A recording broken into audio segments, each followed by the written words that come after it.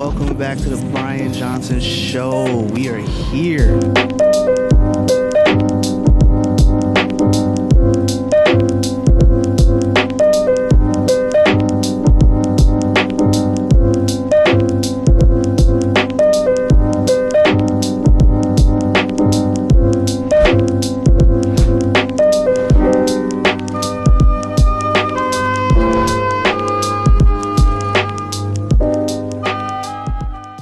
First and foremost, thank you to everyone who has been checking out the podcast. I really appreciate you guys.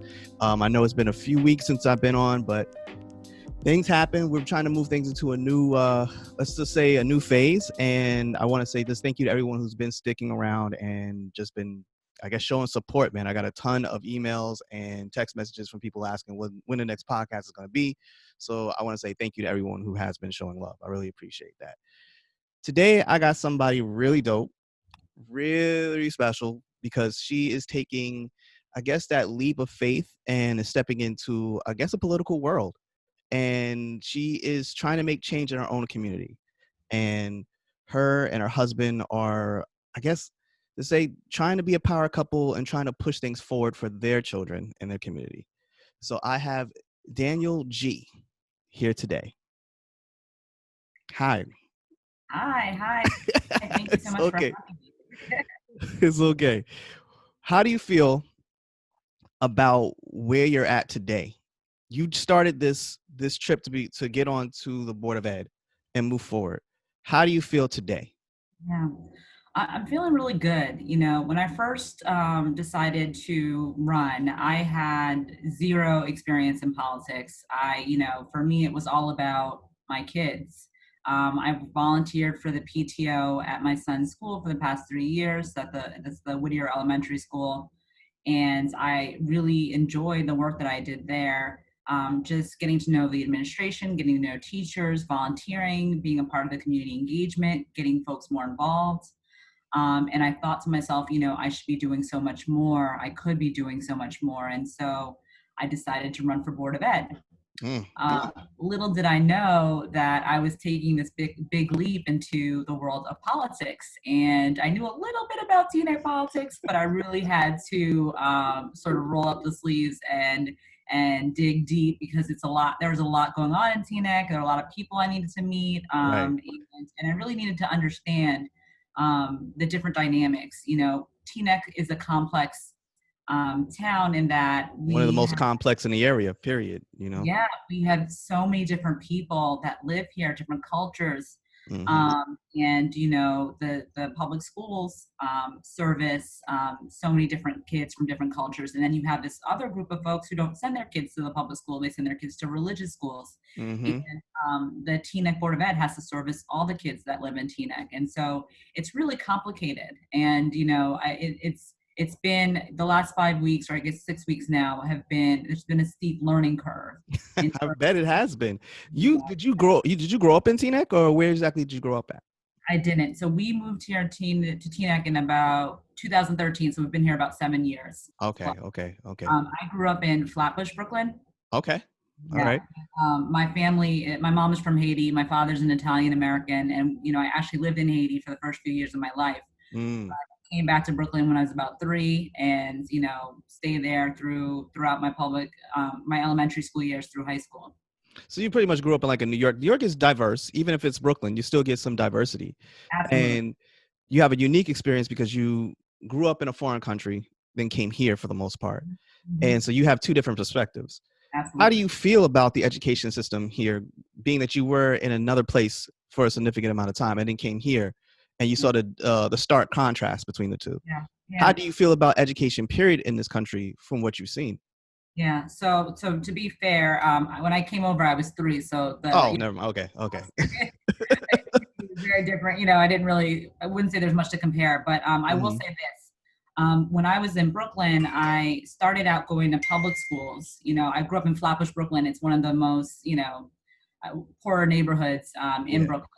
Right. And it has a huge Caribbean population. And so I went to a school where there were 35 kids in your class. And when I first got there, they try to put my sister and I in the ESL class, the English as a second language. Yes. And my mom, she saw that classroom and she was like, oh, no, no, no, no, no. She was like, no, I don't care if they don't speak English perfectly, put them in the regular classroom. Because she noticed right away there was a massive difference in the quality of education for the ESL classes versus the regular classes. And so Mm-hmm. that like sparked, I noticed that early on. And so, I did really well in school. I was lucky enough to do this program called Prep for Prep that Okay. smart kids out of public school and puts them into private schools. So I went Mm-hmm. from my 30, public school classroom to maybe 10 kids in a class at my private school. And so that was a huge difference. And, that made me really value education and made me realize, wow, at a young age, while education is supposed to be the leveling ground for all kids in this country, the reality is very different. Children based on socioeconomic status experience education very differently. Yeah, they're like immediately subjugated into a certain kind of I guess you say expectations and levels. Like, Mhm. I remember me even going, I grew up in Teaneck, and I remember like there was no talk of me going to college. It was like, oh, you're a kid, you're part-time in special ed, we're gonna put you immediately, you're gonna go over here and go get a trade school job. And I didn't mind it. I mean, there's nothing wrong with that, but at least give me the shot. I Right. had to actually, me and my mother and my grandmother had to fight for me to even get a shot to even do that because they weren't even going to send out my college applications. And I was just like, wow. Um, I understood like how different it is for people of color to get a good education. And being Hmm. that you were in Flatbush, you probably saw a lot of disparity between the two. I guess you could say this party and that party. Yep. What kind of things did you understand about your circumstances, and did you see any parallels here when you're starting to raise your own children and develop your own family here in, I guess, Jersey at this point? Oh yeah. So definitely saw parallels. Mm-hmm.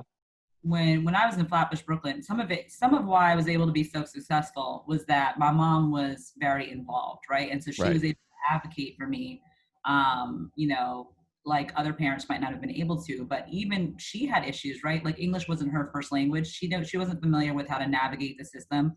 But we got lucky. I remember, somehow she found out about this program and we applied. Mm-hmm. But she wasn't familiar with the processes. And you see that happen all the time. So even, with my PTO work here in TNEC, certain parents don't know how to navigate the system. Some of them aren't English speakers. They don't know about the different things that are happening. And, even like with the charter schools, you see that all the time. People don't know about the charter school and to apply, or in the Yeah. high school, they don't know about the Teams program. They don't know Yeah. about classes. And so how do you really empower parents and help parents who may not have that natural ability to navigate the system? How do you give them that skill set? That's definitely something I've seen here, and which parallels, what I Yeah. saw. It's a very stark contrast because a lot of parents, they're young, they don't know exactly how to get their children in the right, like, I guess you say, programs like yourself. They really don't know how to maneuver the system and work, I guess push it towards favor of their children. A lot Right. of people come from generations of them already doing that. Mm-hmm. And right now we live in a very divided time. It's very difficult. It's just very difficult. I want to dig into it deeper, but let's just say it's very difficult to see what we see and be a person of color. It's Yeah. not easy. Mhm. Um, what really got you sparked to say that, what, I need to like get more active with this? Yeah. So the thing that sparked me was honestly it was what happened last spring. I don't know how Mm-hmm. familiar you are with how the schooling was going, but last spring the pandemic hit and we were Mm-hmm. forced to all school from home. Right. At the time, I had one kid in kindergarten and another kid in second grade. Mm-hmm.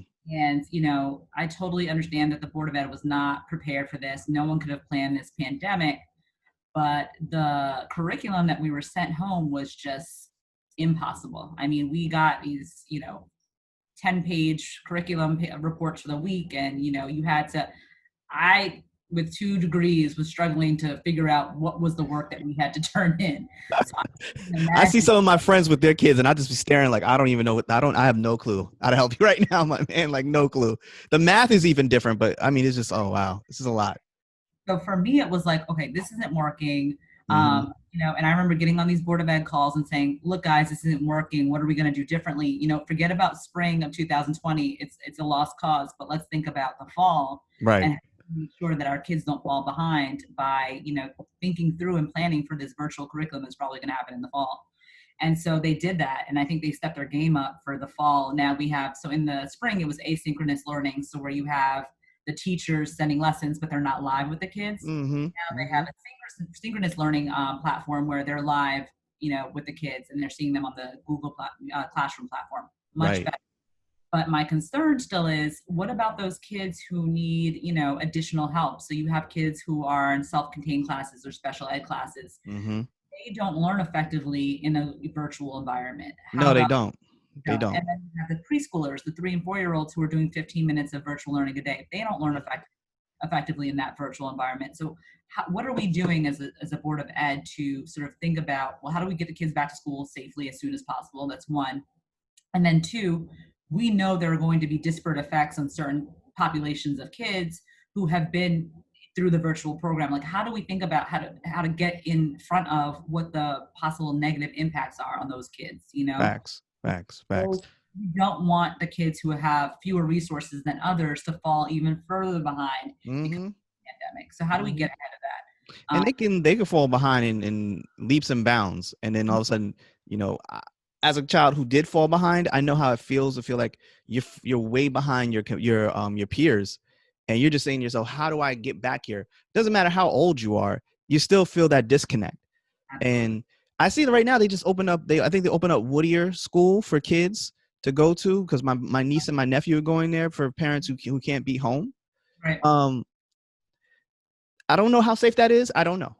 I know that Yeah. he is 13 and he's the oldest kid in there, Mm. and Yeah.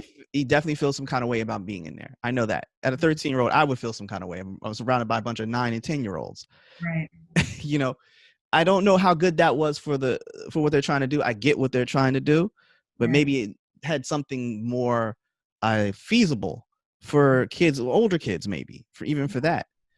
So, How do you feel about some of the decisions that you've seen be made? Not to criticize your peers at this point, yeah. but to basically give your viewpoint on maybe we should have done, maybe we shouldn't have done. Because it's easier to play, Monday morning quarterback when Yeah. you're not on the field.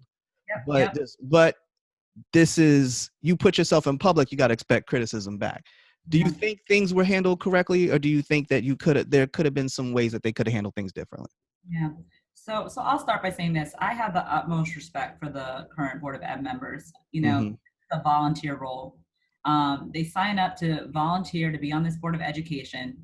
They are scrutinized to the nth degree because we live in a very, diverse town where you have folks who have very complicated circumstances, and there's no one size fits all approach that's going to work for all the families. And so these Facts. ed members, no matter what, they're going to get scrutinized. So I Yes.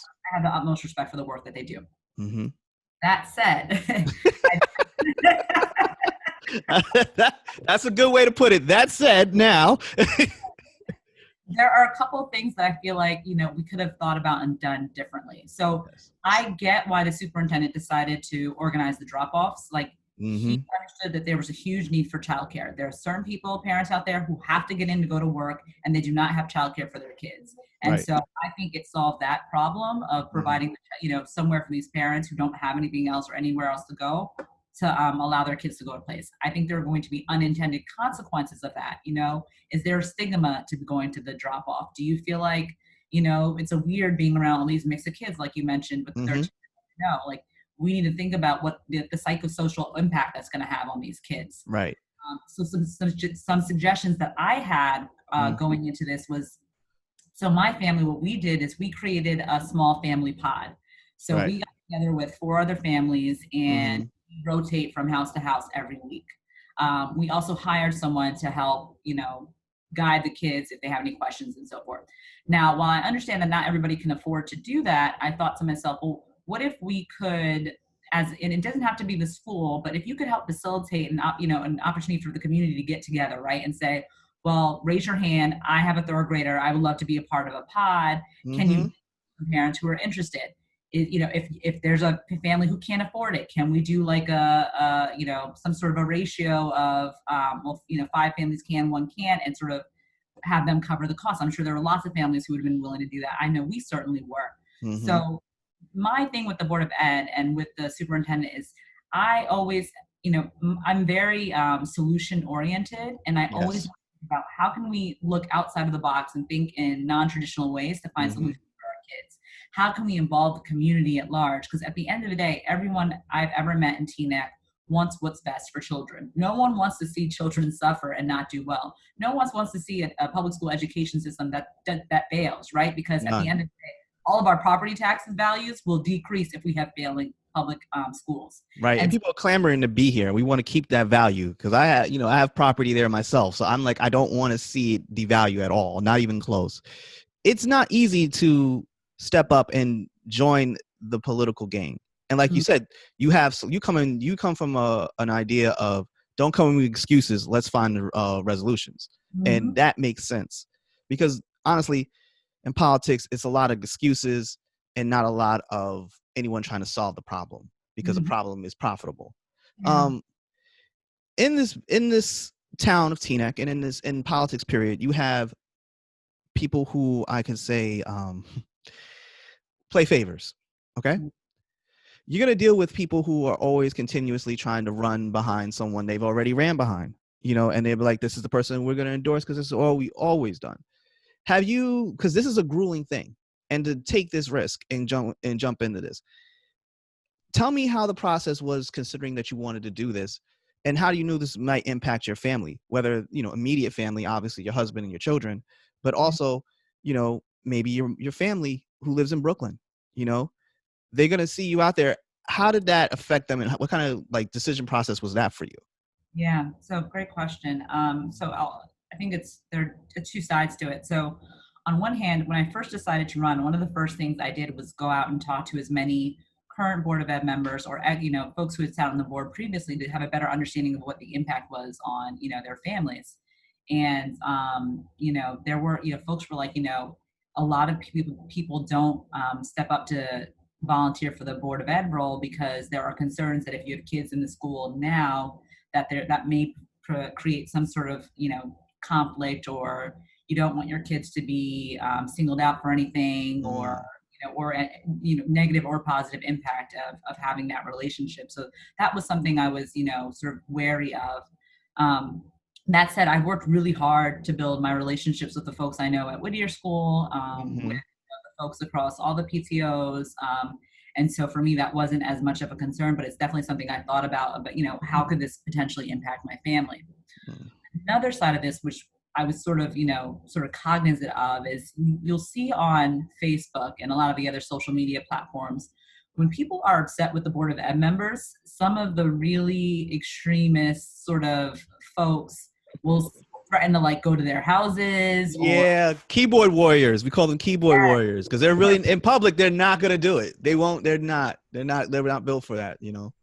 but the thought of anyone threatening to come to my house where my three children are, like that's scary. Yeah, it is. Mommy, daddy, why are 100 people, outside of my house protesting? Like, Mm-hmm. how do you explain that to your kids? And so that was something I also thought about, what the impact might be there. Now, to completely flip the script in terms of how my friends back in Brooklyn feeling, they Mm-hmm. are so unbelievably proud, especially you That's know, good.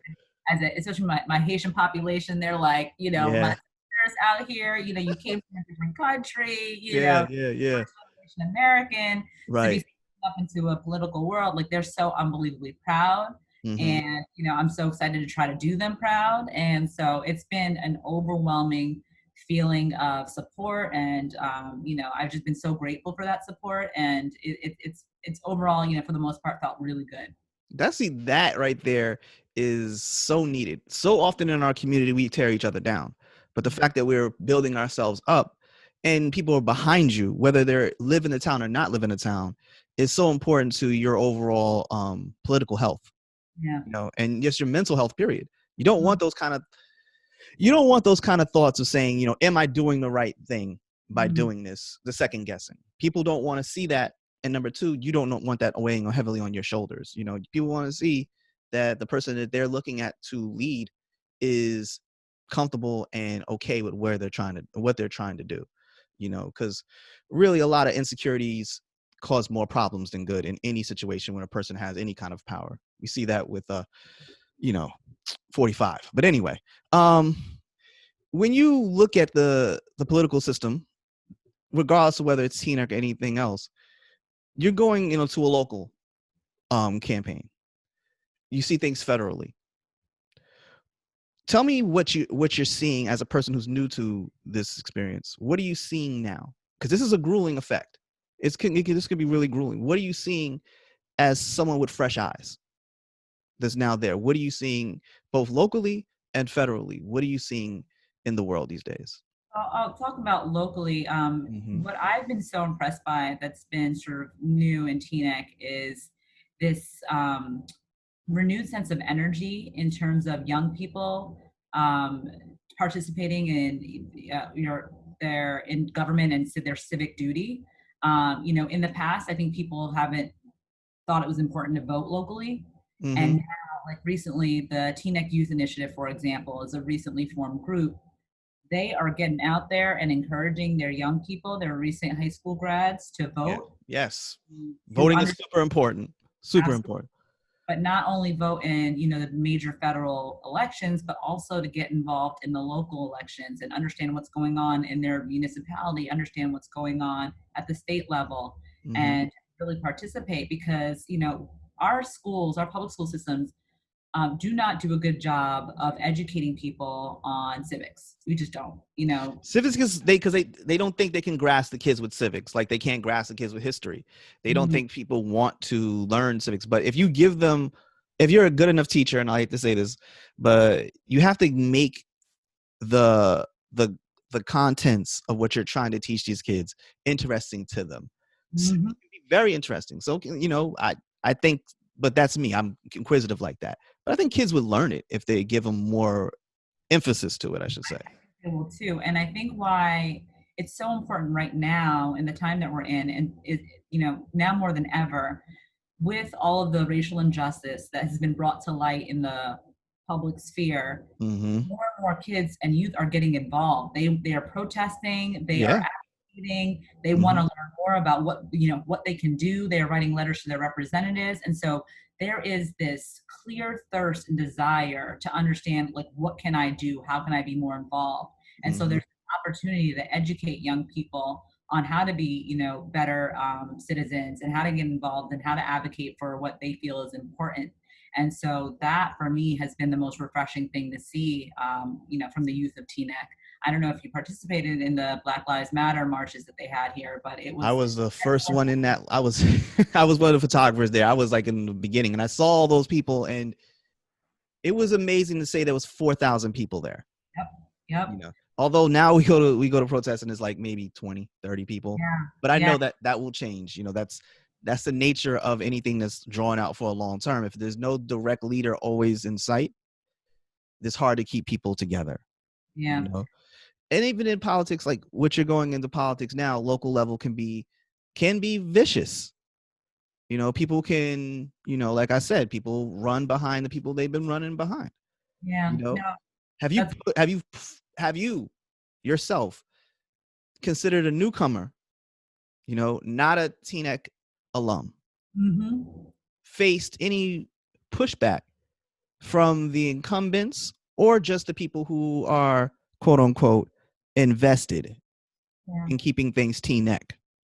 So I haven't faced, I would say, any pushback from incumbents. Mm-hmm. There's only one incumbent, Clara Williams. I think she's awesome. I've never met Okay. a dedicated board member. Mm-hmm. I haven't received any pushback from her. Mm-hmm. But I will say that I think there's a sense in the community, especially on the progressive side of, we want to make sure that we support those who are going to move, the things that we care about forward. And so I think Yes. unbelievable amount of care and thought that goes into who they support, and planning. They think about out years, like how do we think through making sure that we have folks who advocate for our Mm-hmm. beliefs. How Mm-hmm. do we make sure that we have folks for every single year, and how do we plan ahead and create a pipeline of candidates who will support the issues that we want to support. And I think that's smart. And so I definitely encountered some of that.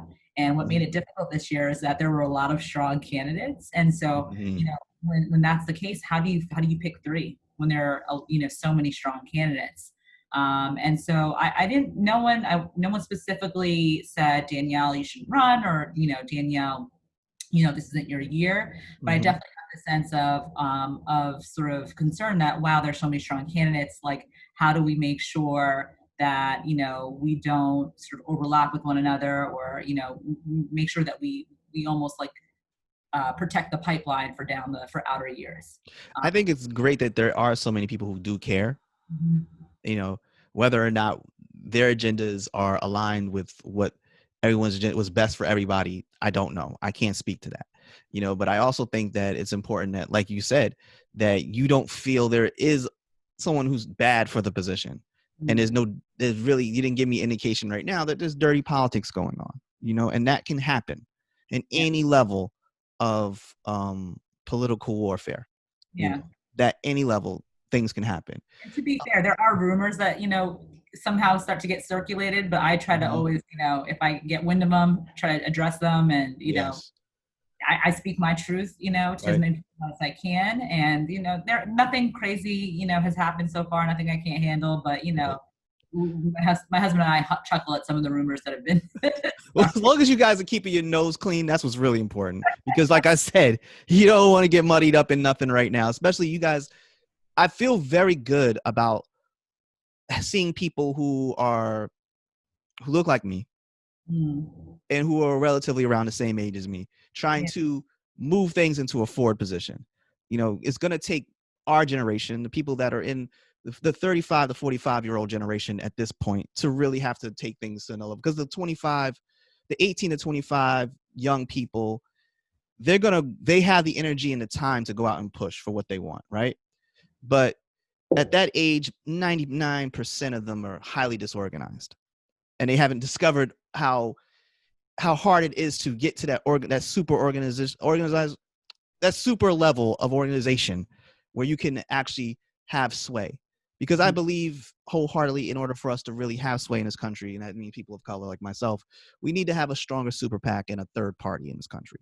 But that's my own opinion, but I also feel it's got to come at the local level, and putting people who care about the children's education in power is important. Mm. In When you go into politics and you want to go into these forums and stuff like that, you're going to get, some people are going to pick you apart, some people will come after you and things of that nature. But you also have to learn to keep yourself balanced. Mm. You are a daughter, you're a wife. I don't know if you have siblings, you might be a sister, but you're also a mother. How has that balance been for you? And have you been okay keeping that balance? Because I mean, that's not easy. That's not easy. You know what I mean? Yeah. You can have a strong husband who's got your back 100%, Yeah. but it's not easy for him, you Yeah. know? So how do you keep that balance as a woman who has responsibilities to her family, basically? No, that's a great question. So, Mhm. the struggle is real. I would think so. I mean, the question didn't just drop out the sky. I do have a full-time job. I'm Yes. an 8-year-old, a 6-year-old, and my youngest will be 1 on October 1st.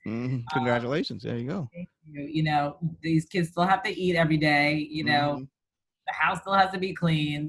It's insane how much we're juggling right now. But you mentioned it already. I have a crazy support system. Right. My husband is just as involved in the kids' education as I am. Um, Mhm. I'm so lucky to have a close friend of mine, my mother's, who watches the baby for me during the day, and so Mhm. that's unbelievably helpful to have the baby sort of taken care of. My mother lives 3 blocks away, No, and that's so good. That's good. That's love. That's, hey, incredible resource. having family in a certain proximity of the house is as a son of, like, I have siblings and stuff, and knowing that they're close by, it helps. Definitely Yes. helps. And then, Freshly and DoorDash have become my new best friends. They're getting us so bad. Okay, let me explain something to you. I just want to say this right now. They're taking so much money from us. It drives me nuts when I'm like, this sandwich was $7. Right. But now it's 14. And I'm just sitting there staring at like, come on, man. That I need to drives me get nuts. $12 for the free delivery, so I order something I don't even need. And I'm going to order a bunch of stuff because I'm going to need leftovers. What if I get hungry later? I'm not going to want to go anywhere. They had to make a ton of money during the quarantine, and they got us because we're all kind of hooked now. Because even when I'm like, I'll be in Teaneck. Now, Golden Crust is a Jamaican place that's in Teaneck. I know It's in Golden Teaneck Crust. Road, right? I don't live that far from there. I could get in my car and drive there. But while I'm doing my laundry and having a conversation with my grandmother while I'm at her house, yeah, I'm just going to order it. Just going to drop it off. Right. It gets you so bad. It drives me nuts. And I'm like, oh, $31. That was gas. So Yep. It's just been so much. I wanted to ask you, before we go any further, how's it been coming out of quarantine for you and your husband and having children and everything? How's that been for you guys? Because I think you need to speak to that. Like, how's that been? Because that must have been a weird transition too, because it got hot outside, like right after we came out of quarantine almost fully. And do you think we did a really good job in Jersey?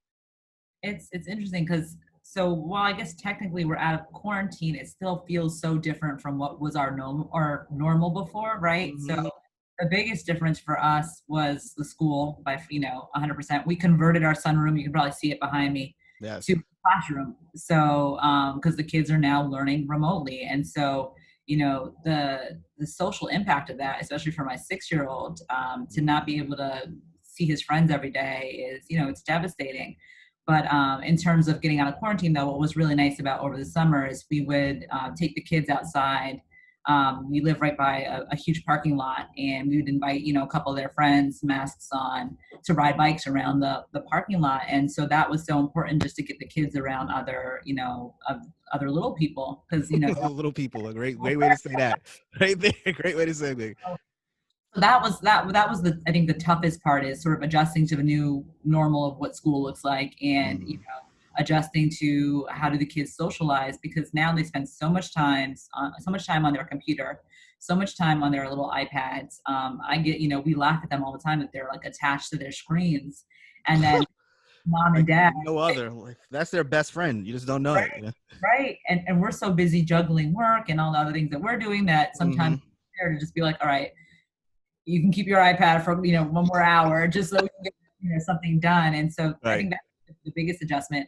The other thing that's been tough for us is we are a family that loves to travel. I mean, we've taken to Australia already. We do at least one international trip every year, and so we haven't been able to do that. And that's been, really disappointing for us. I mean, first world problems. Have you guys decided maybe you guys are going to go camping at all? Juan would love to go camping. Me, Bugs and I don't get along. Unless you guys can set up a tent in the backyard. I mean, that's not a bad thing. We've done that before, actually. Okay, so. But we've done that before, and actually we do a trip to Martha's Vineyard every year, and we did that this year, and we brought the tent and they set it up in the backyard. Again, I waved from inside the house. The kids are like, "Mom, it's okay. We sprayed. There's no bugs. It's all right." No, they know the deal. Oh my God! I'm a city girl. I don't mess with bugs. I don't mess with bugs. I got you, man. It's okay. Okay, if you see dragonflies, you'll be underneath the car. I get it. I understand. But okay, so the traveling is helped, and that's helped the children. And do you think that we, as an educational program in Teaneck, do you think they need to work on more getting the kids out of the area more as we go forward? I mean, so in an ideal world, yes, but I just don't even see how that's going to happen anytime soon, right? Like, so for example, in our pod, my little pod school that we've created, we are doing a monthly field trip, since the kids have every Friday half off. Every Friday is a half day. So once a month, we're gonna organize a field trip for the kids. That's awesome. I don't see how the school could possibly organize that with the kids while we're in this virtual world. And even, to be honest, when we're back in school, it's really difficult with a limited budget to organize field trip for the kids. What my PTO at Whittier, when we were on the PTO, we organized these teacher grants every year. So each teacher would be eligible for a $200 grant. And what they would often do is they would pool their grant money and organize field trips for the kids. Right. Our fourth grade class would always go to see the New York Historical Slavery Society in New York, and that Yeah. was a popular trip for the kids. And so, to the extent that the PTOs can support trips like that, I think that would be awesome. The kids need to learn as much as they can outside of the classroom as they do in, Right. and I think it's unbelievably effective to pull them out of the traditional learning environment. Hmm. They remember those things when they're Yeah. not. I remember going to visit the Statue of Liberty when I was a kid, or the Right. Liberty Science Center when I was a kid, and so I think it's so important to incorporate that as much as we can. But because of the pandemic, it's going to be difficult in the near term to do that. But it's definitely something I would support and encourage. Yeah. I'm surprised. Like, it's hard for me to fandom this. Like, the kids should be able to go to the top of Rockefeller Center and go Mhm. see those kind of things and have the ability to go to those kind of places. And, they should be able to go to, they should be able to go to at least go to DC, Mhm. especially in a time like this. Yeah, It's hard for me to understand that, like, traveling with the kids, and like you said, with your children, even doing the mini stuff has helped, very much so. Do you think that we are going to see a lot of residual effects moving forward, 2021, 2022, that are going to be, um, I guess you could say, some PTSD with some of these kids?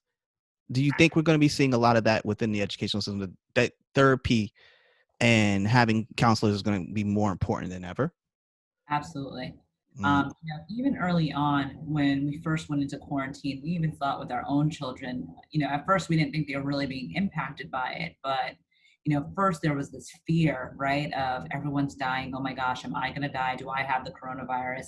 I didn't wear my mask for 20 seconds. Am I going to die? So, like, even with my kids, I saw that. mm-hmm. And so, I certainly do, especially kids who, a lot of families, there are kids who lost, family members Yes. or Yeah. friends.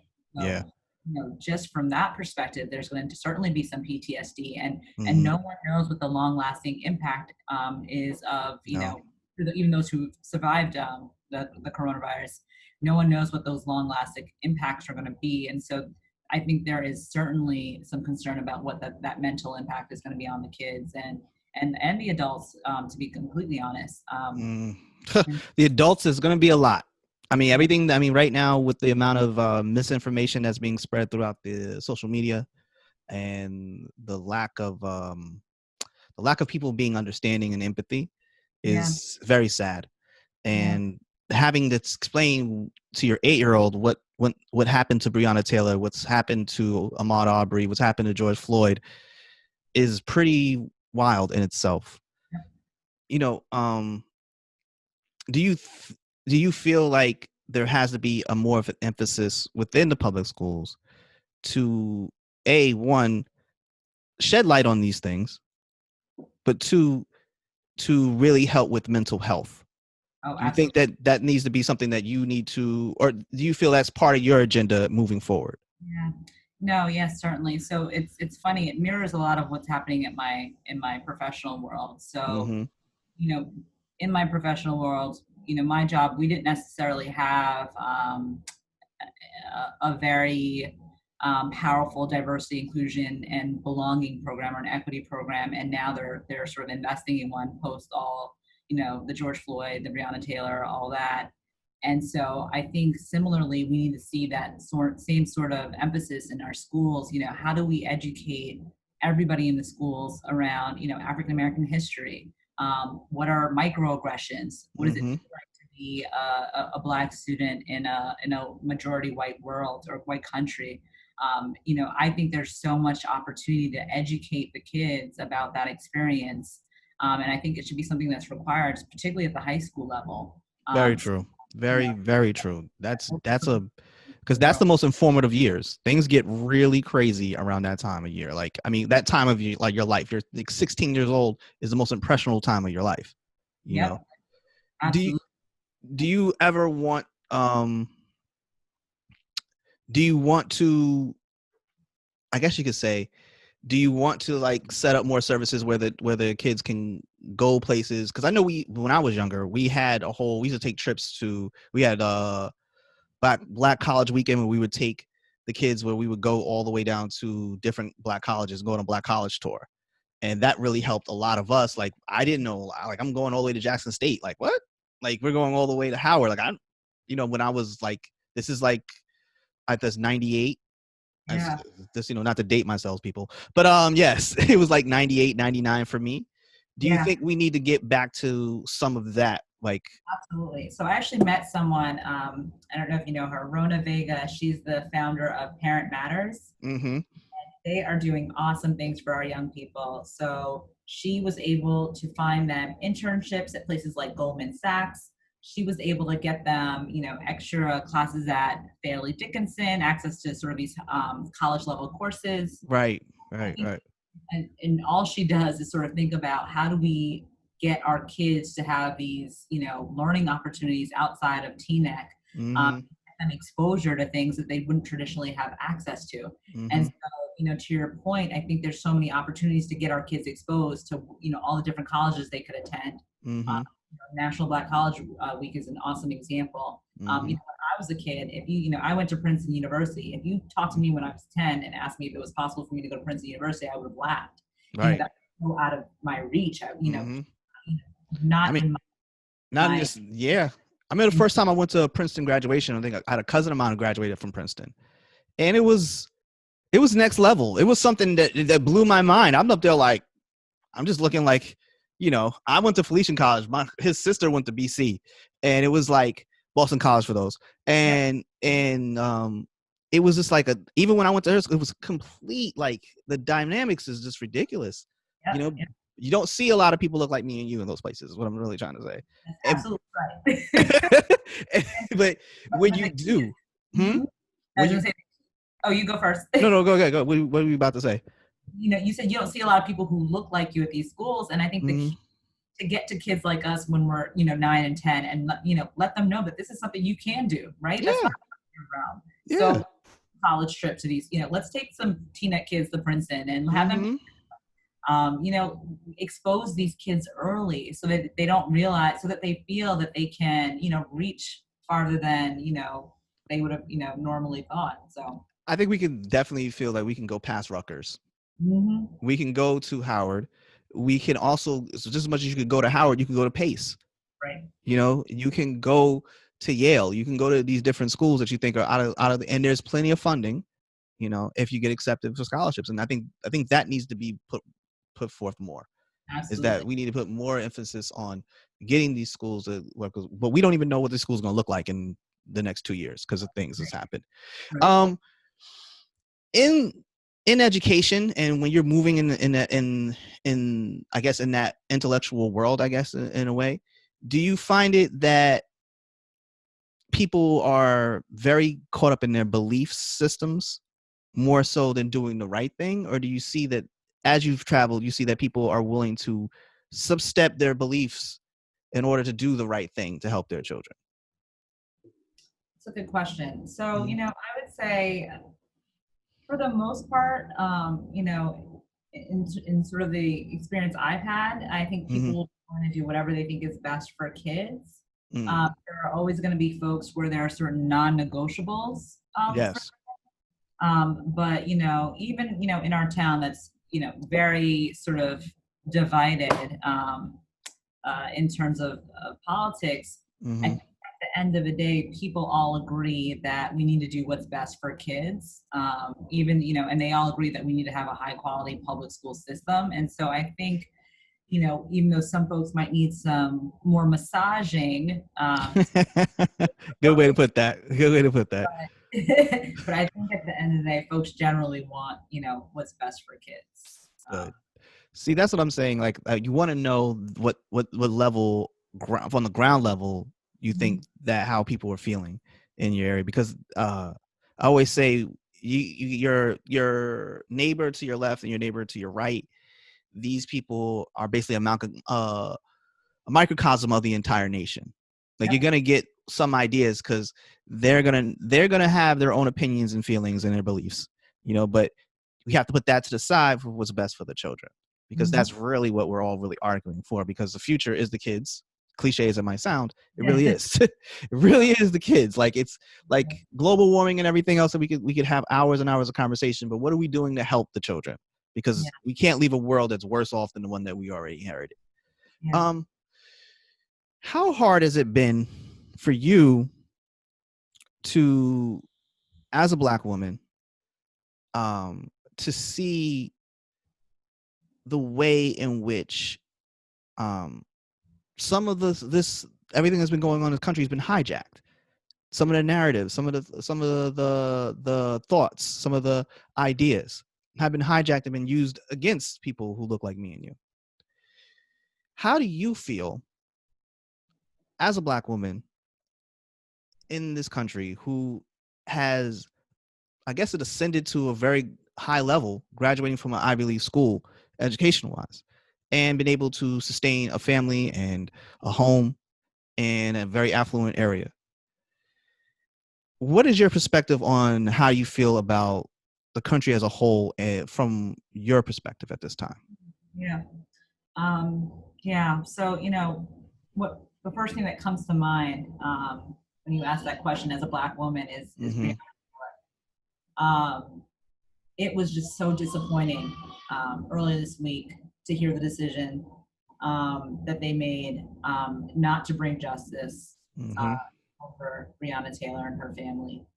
Um, we live in a world where the Black woman, or country, I should say, not the world, we live in a world where the Black woman is the most disrespected person in this country.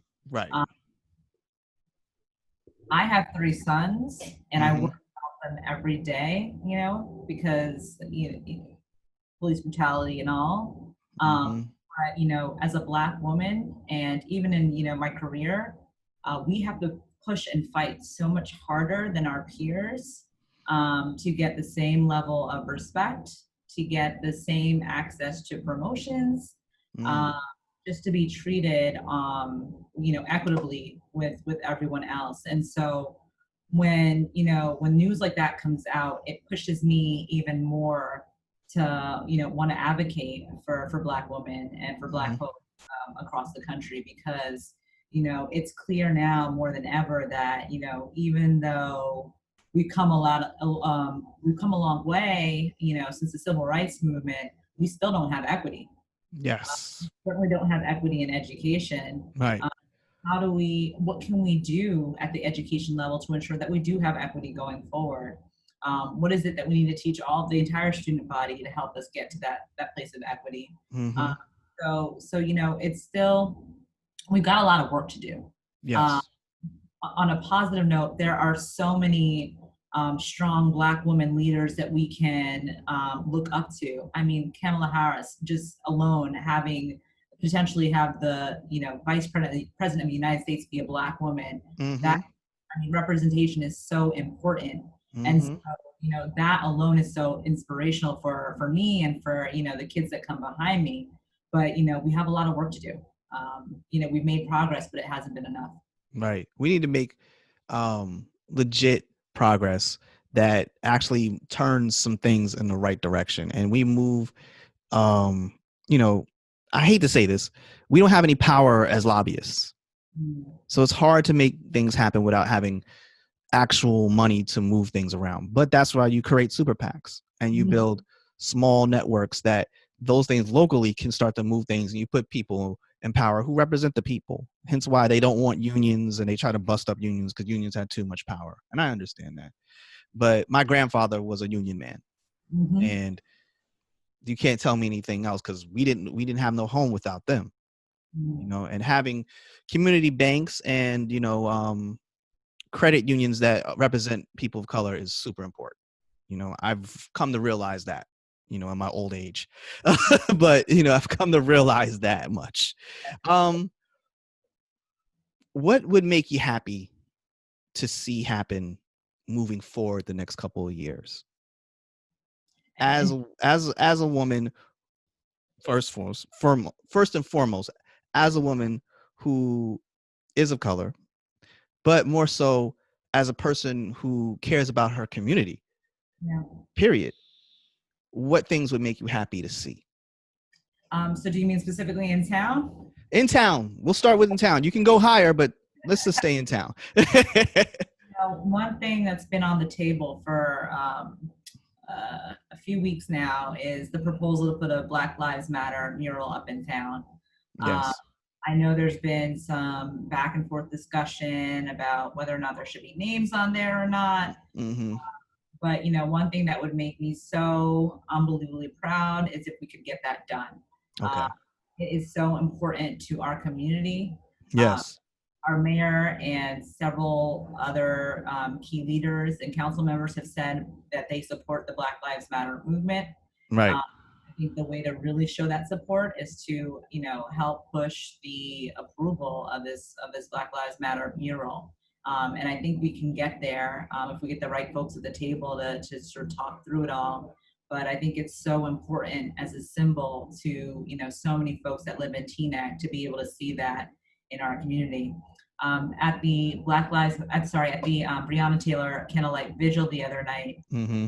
Dr. Henry Pruitt stood up and he shared this amazing speech where he said, symbolism is not new in terms of its importance to people. Yes. He mentions, the American flag, Mm-hmm. flag, the Star of David, Mm-hmm. all key examples of symbols that are so important to different communities. And so for Teaneck, having that mural up is equally important for the folks that live here. Right. So, in terms of what would make me happy at sort of near term, Mm-hmm. township wide, that is definitely one thing.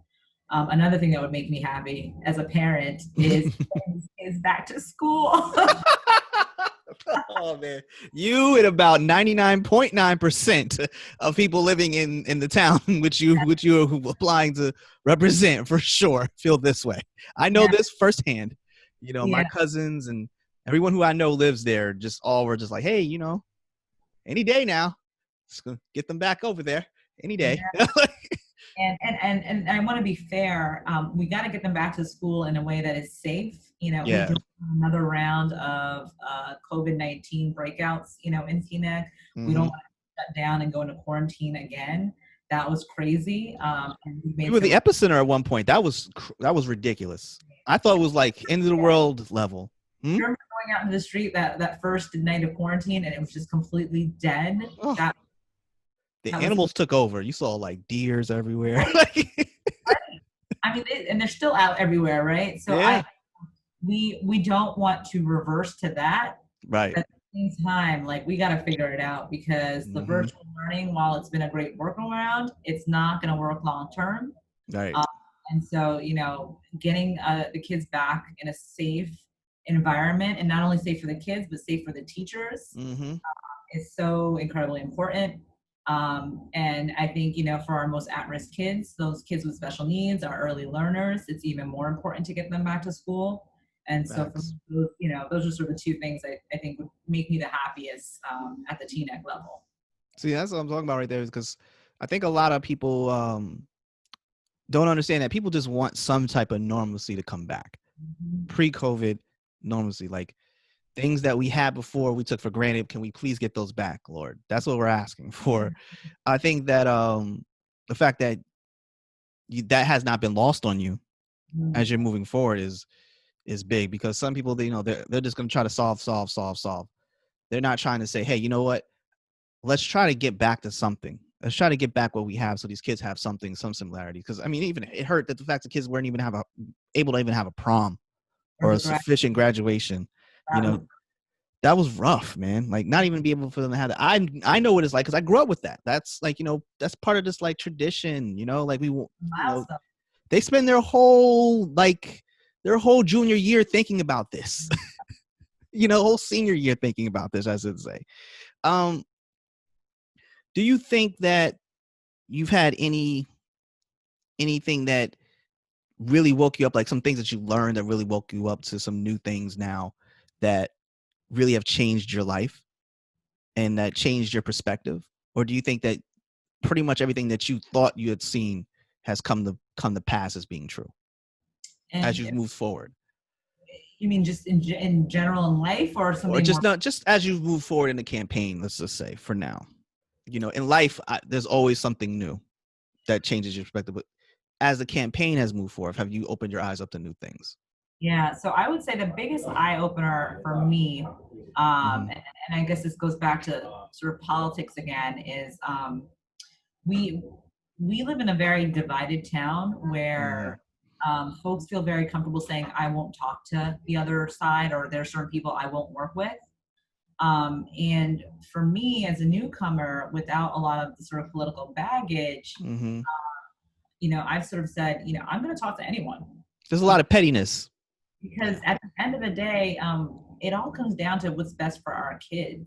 Mm, Means as a board of ed member, I need to work with the city council. If that means I need to work with someone whose politics I don't agree with, I'm willing to do that right. because we need to make sure that we're doing what's in the best interest of our kids. Mm-hmm. So, Mm-hmm.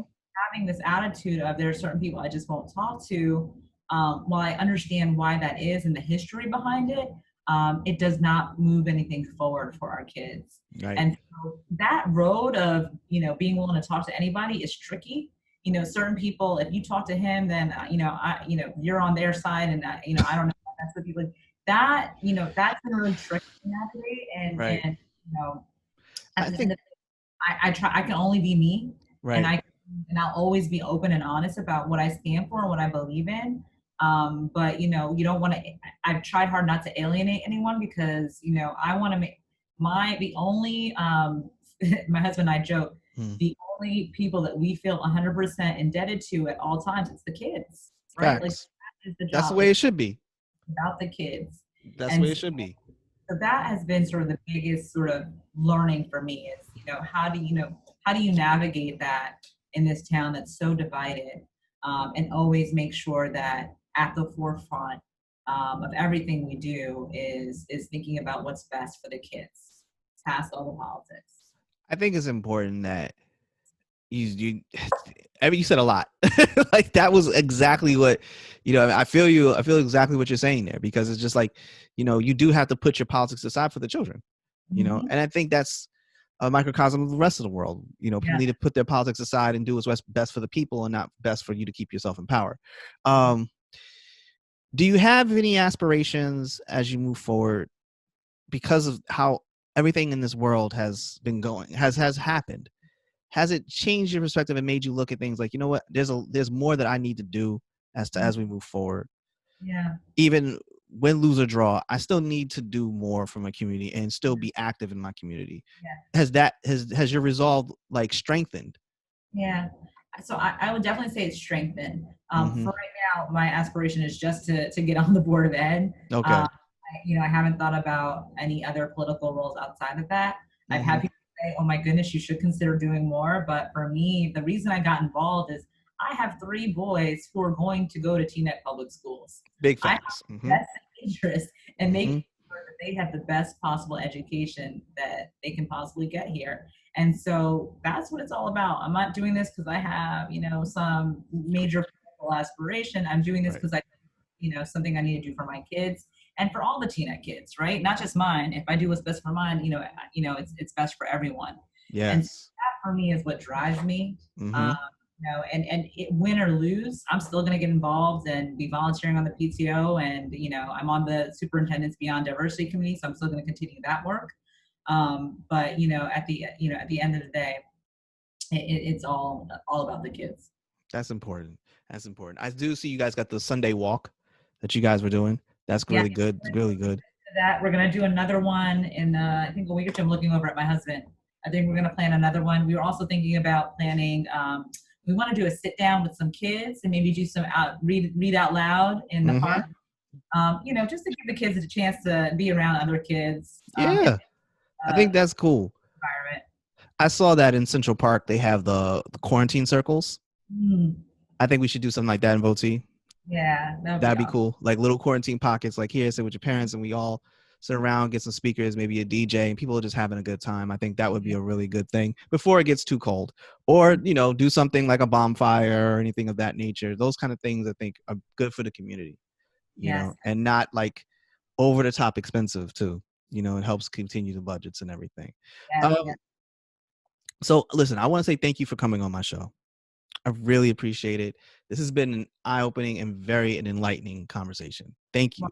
Thank you so much for having me. And before I hop, I just want to have a quick shameless plug. If just tell your folks who are listening to check out my website, Danelle Gee for tnecboe.com. That's Danelle Gee FOR tnecboe.com. If you like what you heard and want to support the campaign, you can make a contribution on there as well. We'd welcome the support. Very You know, much so.